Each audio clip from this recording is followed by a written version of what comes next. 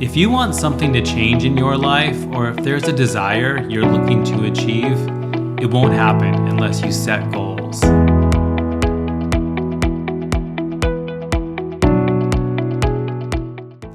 Setting goals enables us to devise a plan. It enables us to put mechanisms in place for review. It allows us to agree on a timeline that sounds feasible. It allows us to consider what sort of resources we're going to need along the way. Finally, it allows us to know where to stop.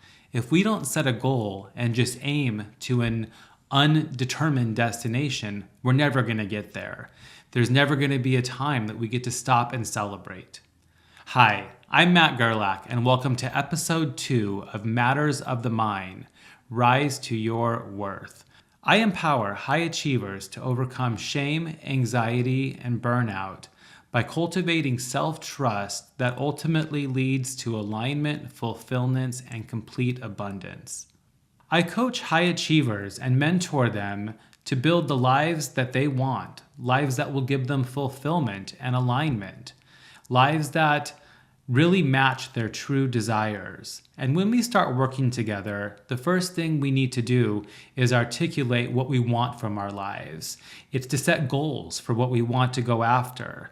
This sounds like it could be a pretty straightforward process, but the people that I work with oftentimes suffer from trauma. They grew up with limiting beliefs around what's possible for them. They are traumatized from something that's happened.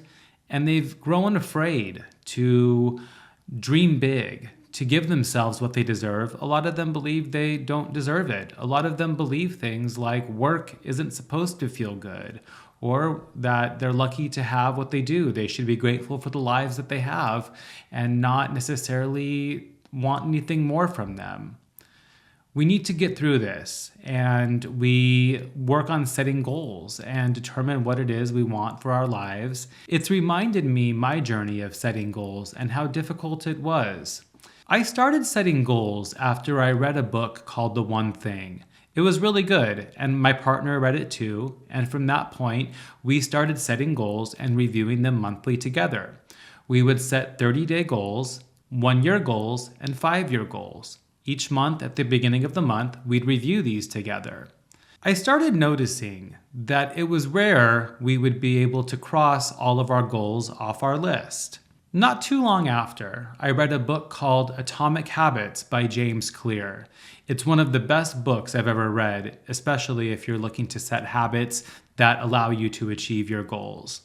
James Clear asks us to sit down annually and review our goals for the year. He asks us to review what went right, what went wrong, and what we learned from our journey from that past year, from trying to achieve our goals. A couple years ago, I kicked it up a notch and I started setting monthly goals for myself that really aligned with my objectives in life, ones more independent of my life with my partner. I started reviewing those weekly in my journaling process, and at the end of each month, determining what went right, what went wrong, and what I learned, and then reassessing goals. The one thing that has really stood out to me about setting goals is that I rarely achieve all the goals I set for myself. It seemed kind of odd having my partner support, reviewing these with him, and seeing that he wasn't achieving all of his goals either really helped me see that our goals are really something we're striving for. It's not something that we only are nice to ourselves. If they're big goals, we're going to probably see more failures than we are going to successes around whether or not we achieved those goals. That's not a reason to give up and stop going. But it is the reason that many of us are afraid to set goals. If we don't set goals, we don't know what direction we're supposed to be aiming in. We don't know what our plan looks like. We don't know what sacrifices we need to make for those longer term goals. Oftentimes they require short-term sacrifices. We don't know how to iterate. We don't know how to review what we're doing to see if it's working or not. It can feel nice because there's no disappointment if we don't set goals, but we also don't really have any mechanism to hold ourselves accountable. We don't have any plan in place to achieve those desires. Long-term rewards do require short-term sacrifices. Making the easy choice today will lead to a harder choice later in life. Making the harder choice today will lead to an easier choice later in life. Now, I don't expect myself to achieve the goals as I've laid them out. Sometimes it happens. I might have 5 goals in a month, and sometimes I achieve 3 of them. Sometimes I achieve 1 of them. Sometimes I've made progress on all 5, but I can't cross any off the list. I don't expect that of myself anymore, and something's changed. I used to suffer very, very badly from being so caught up in perfectionism. I was so hard on myself. I couldn't even see it. I couldn't allow myself to be less than perfect, and I was holding myself to this unfair level of expectations that was just not possible. Over the past several years, in setting these goals, reviewing them, I've learned to celebrate progress over perfection.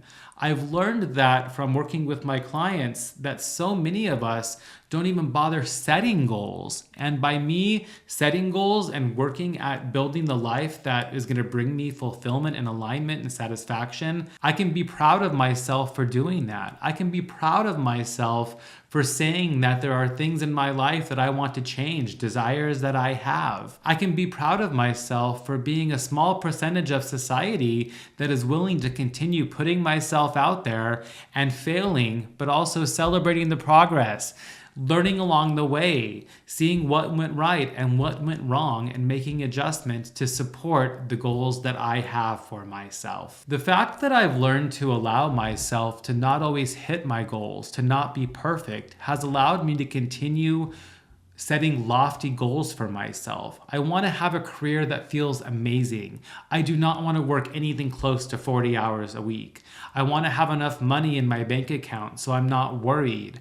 I want to have relationships with my friends and my partner that are fulfilling and compassionate and feel amazing. I want to have alone time in my life. I want to start our surrogacy journey soon and have a family. I want to have all of these things. I want to have superb health. And I've learned that these are not necessarily destinations. These are things to keep working towards, and I can celebrate the progress over perfection. Something has changed lately with this setting goals monthly and then reviewing them weekly. I don't always hit my goals. I have goals about my health, that I hope to eat well or go to the gym every day or drink under a certain amount of drinks, and I don't hit them often or always.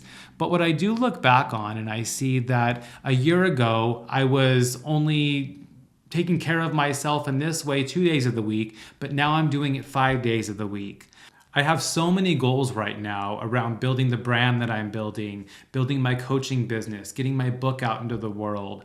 I'm trying to submit essays to the New York Times, the Washington Post, and other prestigious media outlets. And if I was to only be celebrating the successes, I wouldn't still be here, continue going. I look at the progress I've made. I have 8 coaching clients now, where only a couple of months ago I had 0. I've submitted my first legitimate essay that is so good to the New York Times. I've gotten feedback from the Huffington Post editor saying that my writing was good. I didn't get published. He said he didn't have a spot for it right now. But if I look at all of this progress, all of this work I'm putting in, I have so much to celebrate. So this is what I have to leave you with. Set goals. Do not be afraid to dream.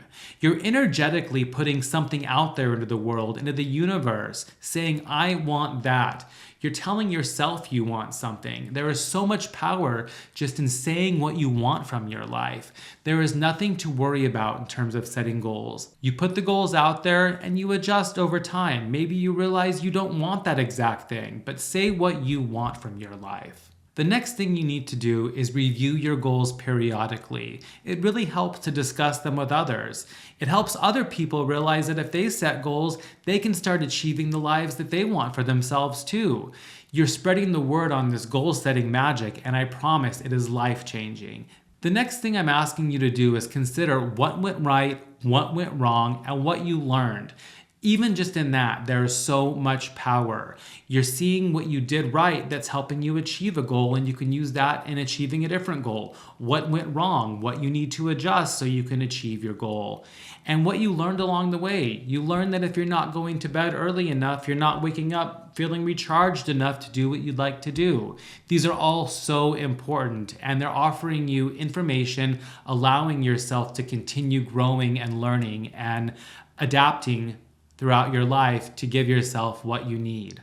The next thing is to celebrate progress and not perfection. Look at where you are today compared to a year ago. I can almost promise you it's so much better than what you thought it was. If you're only looking at perfection, you're not going to have much to celebrate, but the progress you make is so important. Life is all about the journey. It's all about progress, and we're never going to be this fully baked, perfect person. And the faster we learn to accept that, the freer we're going to feel. And continue adjusting. What resources do you need? What help do you need? Do you need to talk to your therapist or a coach or your doctor or your friends, your family? What do you need to achieve the goals that you've set for yourself? And finally, don't give up on your dreams. Don't give up. It's okay to iterate. It's okay to adjust, but don't give up. I believe in you.